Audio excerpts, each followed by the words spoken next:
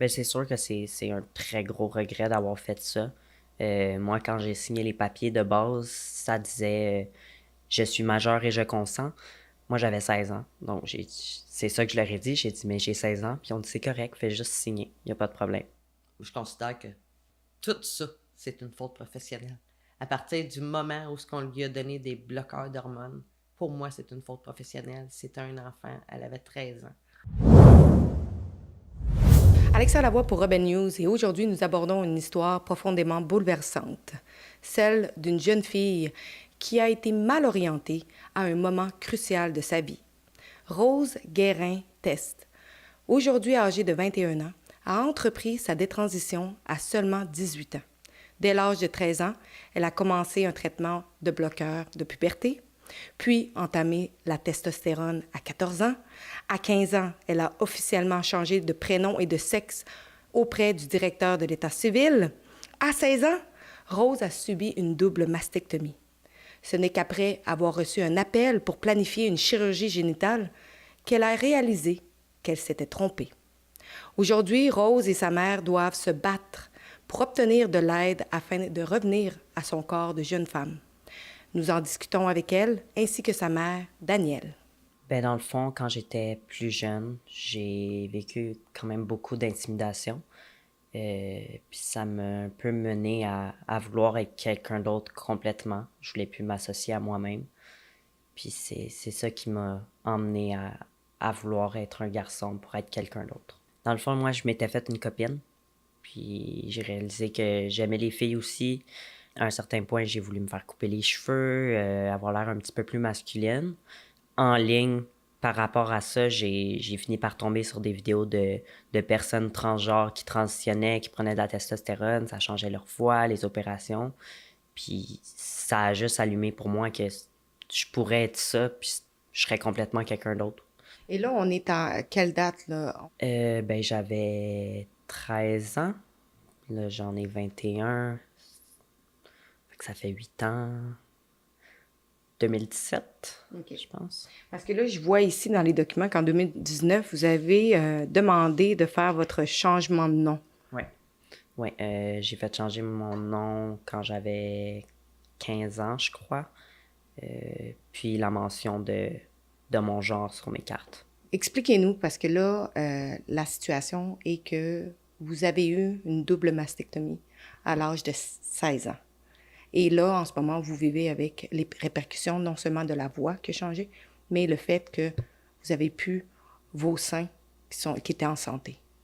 Oui, puis avec ça aussi, c'est aussi le poil à cause de la testostérone.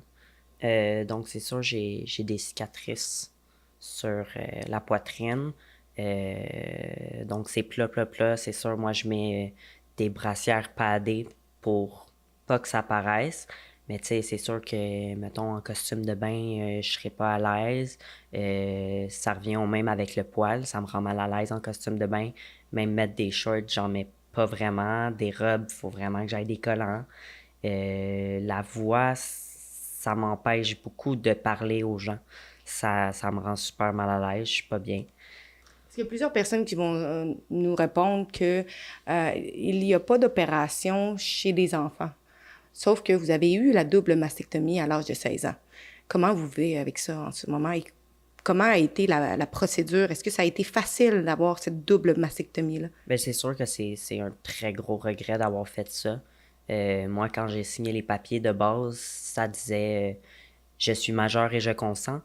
Moi, j'avais 16 ans. Donc, c'est ça que je leur ai dit. J'ai dit, mais j'ai 16 ans. Puis on dit, c'est correct, fais juste signer. Il n'y a pas de problème. Fait que j'ai signé. Ça a été quand même très facile. Ça s'est fait rapidement. C'était une question de mois. J'ai eu une rencontre pour les bloqueurs d'hormones quand j'avais 13 ans. Je pense comme 4-5 mois après, j'ai commencé la testostérone. Puis encore quelques autres mois après, j'ai eu ma mastectomie.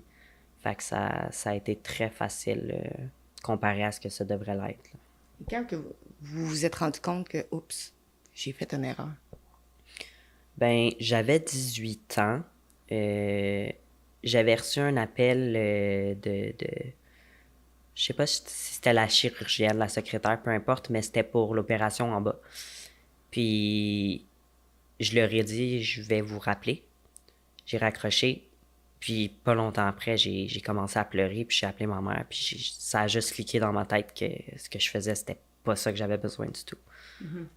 Est-ce que vous avez été effrayé que ça aille si vite? Au début, non, pas vraiment, parce que je voulais juste changer le plus vite possible avec quelqu'un d'autre. Mais un peu plus vers la fin, oui, ça m'effrayait, puis ça allait vite, ça m'a fait réaliser que c'était... Je sais pas comment expliquer. Vous êtes en détransition et vous demandez en fait qu'on vous aide à avoir les chirurgies, dont la reconstruction mammaire, pour justement vous sentir mieux dans votre corps, pour revenir à ce que vous étiez auparavant. Et là, on vous dit que c'est pas couvert, c'est ça? Oui, c'est ça. Puis à la base, tu sais, eux, ce qu'ils disaient, c'est que c'était couvert pour que je me sente bien dans mon corps, c'était tout en mon intérêt. Mais maintenant que là, je suis vraiment pas bien dans mon corps, ça va pas mentalement. Là, tout d'un coup, l'aide m'est pas apportée. Fait que dans le fond, c'est un peu plus à leur intérêt. Je sais pas si c'est le bon terme, mais je trouve ça dégueulasse. C'est pas correct de faire ça à une personne, surtout que, tu sais, j'ai pas commencé à transitionner quand j'avais 30 ans, là. J'avais 13 ans quand j'ai commencé, j'étais une enfant. Ça a été trop facile pour moi, puis je suis sûr qu'il y en a plein d'autres que ça a été comme ça. Puis c'est une grosse erreur que moi j'ai fait. Puis comme revenir en arrière, ça se fait pas, c'est pas couvert. Tu peux juste pas faire ça à un enfant. Ouais. Trouvez-vous que en fait, le gouvernement devrait faire en sorte que ces enfants-là soient protégés? Oui, c'est sûr, ils devraient être protégés, ça devrait être plus encadré. Parce que c'est pas des erreurs que tu peux faire. Après, c'est très difficile de revenir en arrière. C'est pas de quoi que tu peux te permettre de faire comme erreur. Au moins que ça soit couvert de pouvoir détransitionner parce que tu peux pas vivre avec ça. C'est très difficile. Est-ce que vous êtes en accord avec le fait qu'on dit ça, justement, que les enfants de 14 ans et plus sont pleinement conscients, qui sont capables d'être consentants, qui sont capables de décider pour eux-mêmes? Non, c'est trop jeune. Puis il y a des chances aussi que ce soit un autre problème complètement. Comme moi, par exemple, j'ai été diagnostiquée par après avec un trouble de personnalité limite. Puis ça a pu jouer beaucoup sur comment je me voyais, mon identité. Puis ça peut être le cas pour d'autres personnes, pas nécessairement qui aient un trouble de personnalité limite, mais ça peut être aussi, par exemple, des traumatismes qu'ils auraient vécu quand ils sont plus jeunes qui peuvent les mener à ça. Fait que c'est définitivement trop jeune pour que ce soit simple comme ça. Mais premièrement, quand elle m'a parlé de transitionner, mais j'étais un peu sous le choc, mais par contre, elle venait de découvrir qu'elle aimait aussi les filles. J'ai plutôt vu ça comme une attirance sexuelle. Je me suis dit, t'as pas besoin d'être un garçon pour aimer les filles. Je l'ai vue à quelques reprises, je l'ai surprise en train d'aller sur... il y avait des groupes sur Facebook, puis elle jasait avec des personnes trans. Fait que j'ai vu qu'elle pouvait subir beaucoup d'influence. J'ai eu des discussions avec elle, mais elle me confirmait, non maman, je suis un garçon, je suis un garçon. C'est sûr qu'en tant que maman, t'as l'impression d'avoir la vie de ton enfant entre tes mains. Moi, ça a été très rapidement des menaces de suicide. Si je change pas de sexe, je vais me suicider, je serai plus là. Ça a été très, très, très difficile à vivre. J'ai fait des recherches, j'ai vu le centre Miraki qui accompagnait les personnes. On a pris un rendez-vous, mais j'ai trouvé que ça s'était passé très, très, très rapidement, là. Moi, je leur expliquais que Rose, elle avait jamais agi en garçon.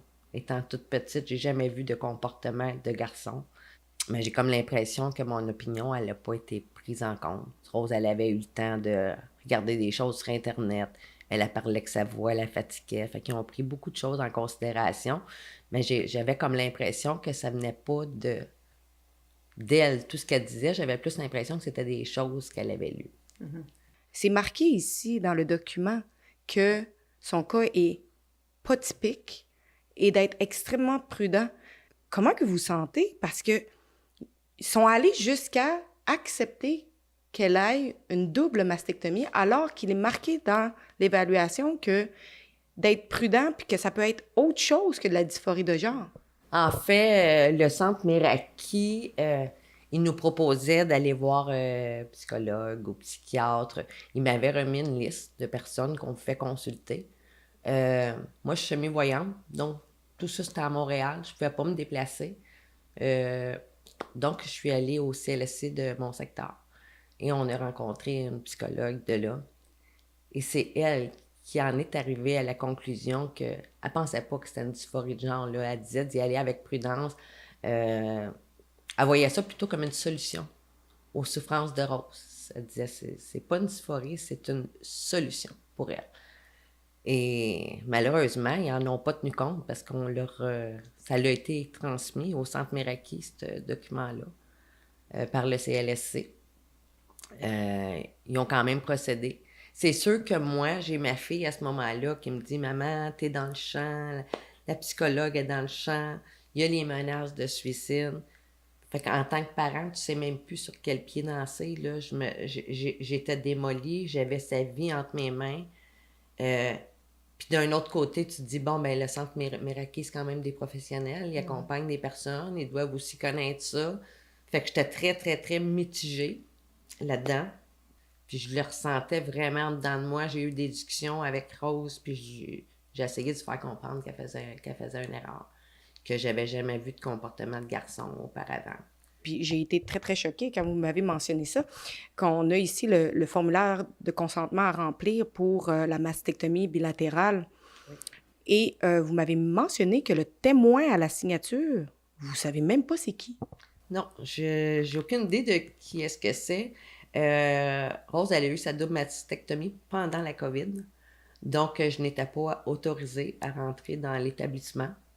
Donc, c'est le matin de sa chirurgie qu'elle a signé les documents pour se faire opérer. Puis, il y a un témoin qui apparaît, il y a une signature de témoin qui apparaît sur le consentement. J'ai aucune idée de qui est cette personne.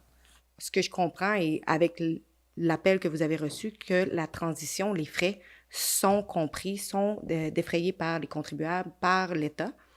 Mais lorsqu'il vient à la détransition, pouvez-vous me dire où les frais sont dirigés? Est-ce que c'est sur vous ou sur l'État? C'est sur nous, malheureusement. Il n'y a rien à faire. Le médecin de Rose a fait des démarches pour que ce soit payé par la RAMQ. Ça a été refusé. J'ai parlé avec la RAMQ également, avec quelqu'un de la RAMQ, puis eux m'ont dit que c'était même pas eux qui prenaient la décision. Eux, ils envoyaient la demande au GRS de Montréal. Eux autres considèrent ça, ils m'ont dit que c'était esthétique. Le fait qu'elle avait plus de seins, qu'elle avait du poil partout, c'est considéré esthétique. Ils ne considèrent pas ça comme une détransition pour eux. Donc, c'est pas couvert, c'est vraiment à nos frais. C'est pour ça que vous avez justement parti un GoFundMe pour avoir de l'aide extérieure. T'sais, nous, on se dit, s'il y avait juste 3000 personnes qui donneraient 10 $, on arriverait à notre 30 000. Mm-hmm. Parce qu'on est quand même conscient que dans le monde où on vit présentement, c'est difficile pour tout le monde. Là. Mm-hmm. Avec l'inflation et tout ça, on est conscient que les gens n'ont pas d'argent.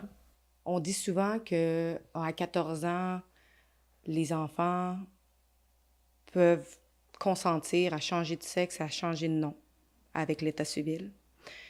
On dit que là, il semblerait qu'à 16 ans, ils sont consentants à pouvoir recevoir une double mastectomie. Est-ce que vous pensez qu'à 14 ans et à 16 ans, les enfants sont pleinement conscients pour prendre des décisions de cette ampleur? Absolument pas. Ils ont de la difficulté à 16 ans à obtenir un tatou. La plupart du temps, le tatoueur va demander une signature d'un parent. Ils ne voudront même pas les tatouer. Mais pour se faire charcuter, ils disent que les enfants sont assez conscients à cet âge-là. C'est quand même épouvantable, là. Mm-hmm. Même un piercing, tu vas avoir de la difficulté à faire percer un enfant de 14 ans si les parents ne sont pas là et qu'ils ne sont pas d'accord. Du moins que c'était le cas.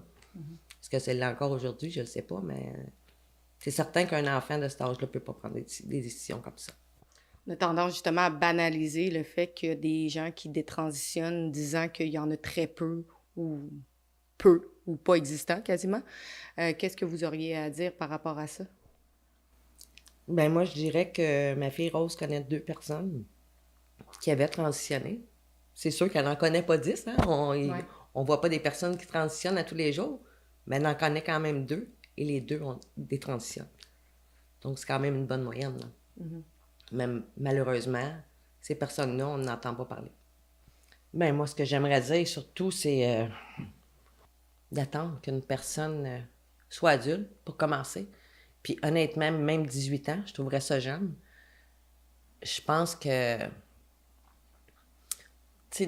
les jeunes ont des problèmes hormonaux. Surtout les jeunes filles, là, quand ils commencent à avoir leurs règles, tout ça, c'est tout un changement qui se passe dans leur corps.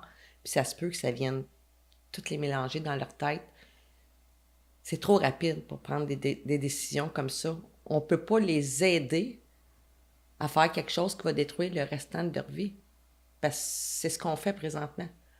On les accompagne pour leur faire des choses qui est pratiquement irréversible. Là.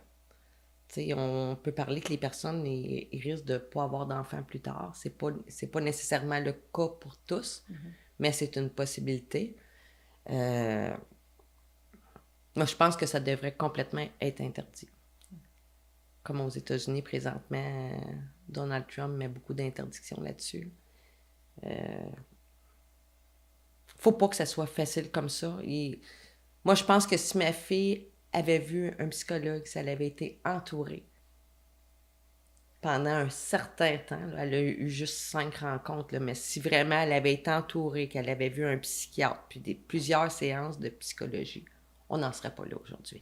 C'est ces soins-là que les jeunes ont besoin.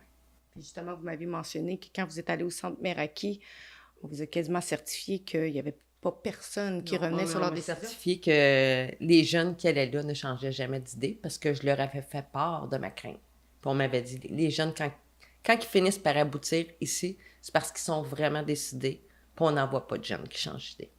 Je considère que tout ça, c'est une faute professionnelle. À partir du moment où on lui a donné des bloqueurs d'hormones, pour moi, c'est une faute professionnelle. C'était un enfant, elle avait 13 ans.